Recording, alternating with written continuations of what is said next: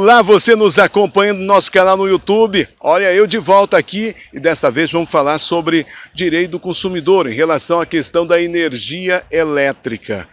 Relação ao consumidor com o fornecimento de energia elétrica.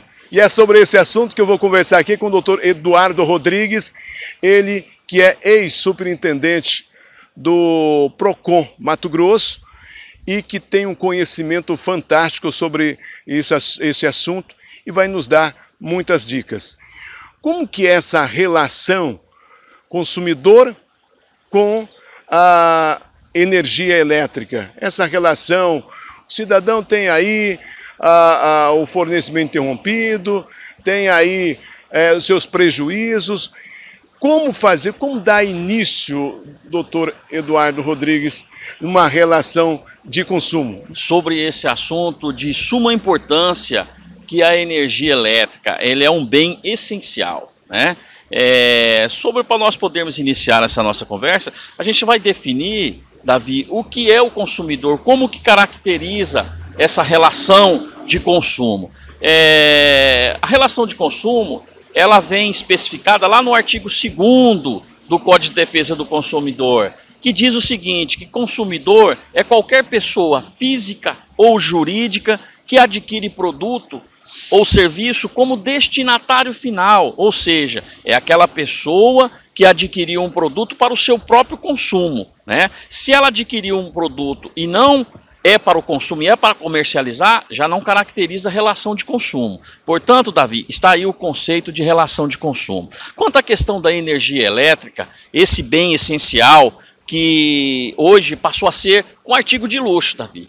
Um artigo de luxo, por quê? Porque hoje a população mais carente, ela não suporta pagar uma conta de energia tão caro, né? Uma conta de energia hoje que é um absurdo, né? E isso é consequência de vários fatores que envolvem isso, tá? Primeiro, a questão que você mesmo indagou sobre a oscilação da energia. O que fazer? Olha, faltou energia. O que nós devemos fazer? A oscilação da energia queimou um aparelho, um eletrodoméstico meu. O que eu devo fazer? Olha, Davi, o Código de Defesa do Consumidor é bem claro. O serviço prestado, ele tem que ser contínuo, ele não pode ser interrompido. Então, se há interrupção desse serviço, o consumidor tem que ser previamente avisado dessa interrupção. Tá? Se ele não é avisado e aquele desligamento de energia naquela determinada região causou prejuízo ao consumidor, ele vai ter que ser indenizado, Davi. Isso é o código que está falando, isso está na lei. Isso não sou eu que estou falando, é a lei que diz que o serviço de energia elétrica ele tem que ser contínuo. Se o serviço não for contínuo e essa descontinuidade do serviço, essa oscilação da energia causar um prejuízo, essa empresa, essa concessionária de energia, ela vai ter que indenizar o consumidor. Agora, o que acontece também, uma outra situação, a variação do preço. De repente, a dona Maria pagava R$80 no consumo da energia elétrica. E de uma hora para outra, a conta dela veio R$380. E a dona Maria, preocupada, vai lá no escritório da Rede Energisa e fala assim, é o seguinte, minha conta está errada, eu não vou poder pagar esse valor. E o consumo veio lá em cima e não condiz com a realidade de consumo dela. O que fazer, doutor, nesse caso? Boa pergunta, Davi. Hoje, só para frisar, a empresa de energia elétrica, a concessionária do estado de Mato Grosso, a Energisa, ela é campeã em reclamação nos órgãos de defesa de consumidor, Davi.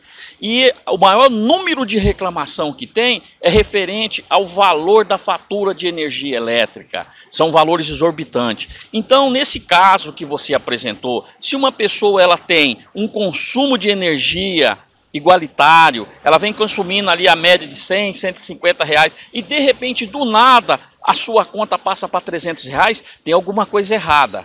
Óbvio que tem alguma coisa errada, Davi. Se ela não aumentou nenhum eletrodoméstico na casa, se não houve um aumento na demanda dela, por que a conta aumentou? A conta não poderia aumentar, então isso está errado. Então eu sugiro que essa pessoa pegue a sua média de consumo e procure um órgão de defesa do consumidor ou até mesmo um juizado, sabe? até mesmo o juizado, com a conta na mão e faça uma reclamação, porque é obrigação dos órgãos de defesa do consumidor, assim como a justiça, quando a pessoa questionar aquela fatura, o pagamento dela fica suspenso, Davi. A concessionária não pode cobrar aquela fatura enquanto não resolver aquele processo, né? Então, a reclamação, nessa reclamação, ou seja na justiça, ou seja nos órgãos de defesa do consumidor, aquela fatura ficará suspensa a sua cobrança até o término da reclamação, né? Aí, se vê que o consumidor tem razão, essa fatura vai ser cancelada ou ela vai voltar para a média de consumo dela, Davi. Então é isso. O consumidor, ele não pode ficar quieto, ele tem que reclamar, ele procura os órgãos de defesa do consumidor, procure a justiça, e lembrando, Davi, que no juizado de defesa, essa pessoa não precisa de advogado para discutir até 20 salários mínimos. Ela pode procurar e reduzir a termo, é um direito dela, tá ok? Tem uma outra situação, e que tem acontecido muito, doutor Eduardo Rodrigues, nas comunidades rurais. Por exemplo, vou citar aqui alguns exemplos que já aconteceram. Assentamento Cabocla em Nossa Senhora do Livramento. Daqui da onde nós estamos gravando esta entrevista, dá em torno de 140 quilômetros. Nós temos aí o assentamento Forquilha do Rio Manso, um dos maiores assentamentos do município de Rosário Oeste. E aí nós temos, por exemplo, o assentamento Gleba Resistência, que está no município de Santo Antônio do Leveger. E aí fica a pergunta, quando falta energia elétrica lá é o Luz para Todos, o que acontece? Dura uma semana, doutor, nesses casos, zona rural, a oscilação que acontece, como é que se deve proceder aí?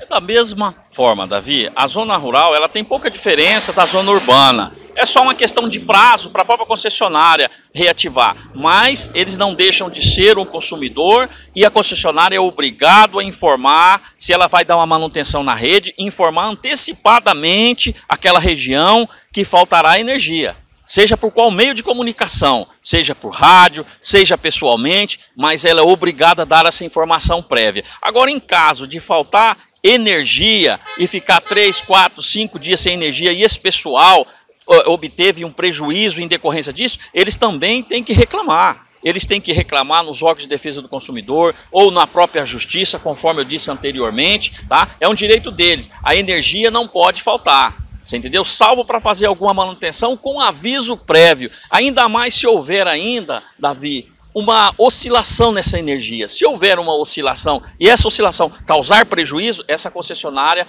ela é obrigada a reparar esse dano do consumidor. Ela é obrigada a reparar esse dano. Portanto, Davi, fica a dica aí. Você, consumidor, seja da zona urbana, seja da zona rural, reclame, busque os seus direitos, não deixe barato. Portanto, foi um prazer muito grande. Eu conversei com o doutor Eduardo Rodrigues, ex-superintendente do Procon Mato Grosso, advogado. E foi um prazer imenso em tê-lo participando com a gente aqui no canal Toque de Alerta com Davi de Paula. E aqui no finalzinho eu quero falar para você que está acompanhando aqui, para você se inscrever aqui no nosso canal. Você se inscreva no canal, aí tem um sininho bem do lado, você clica, sempre que a gente postar um vídeo novo, você vai receber a notificação dizendo, ó, vídeo novo. Grande abraço, prazer sempre tê-lo assistindo, acompanhando o nosso trabalho.